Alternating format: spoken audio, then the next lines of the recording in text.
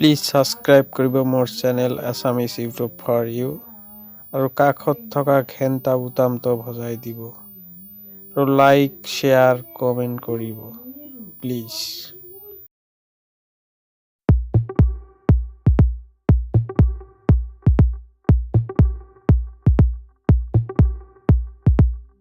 এয়া আপোনালোকে যি দেখি আছে জলেশ্বৰ ব্ৰিজৰ কেইটামান দৃশ্য আপোনালোকে চাব আৰু চাবলৈও আহিব মাজে সময়ে।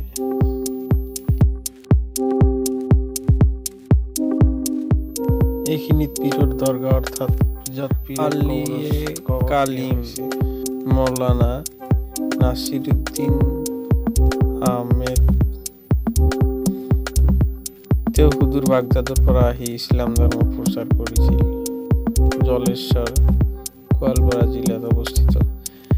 ইয়াত বিভিন্ন ঠাইৰ পৰা মানুহ আহে, বহুত ভিৰ হয় মানুহ আৰু ইয়াত জিকিৰ, গান বাজনা, ধৰ্মীয় জলসা, উৰুস। আচলতে উৰুসটো হ'ল গুৰু অৰ্থাৎ পীৰ যিজন তাৰ মৃত্যুৰ বাৰ্ষিকী হিচাপে পালন কৰা হয়।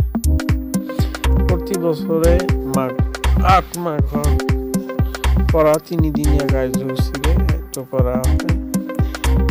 দেশী বিদেশী বহুতো মানুহ তাত উপস্থিত হয়।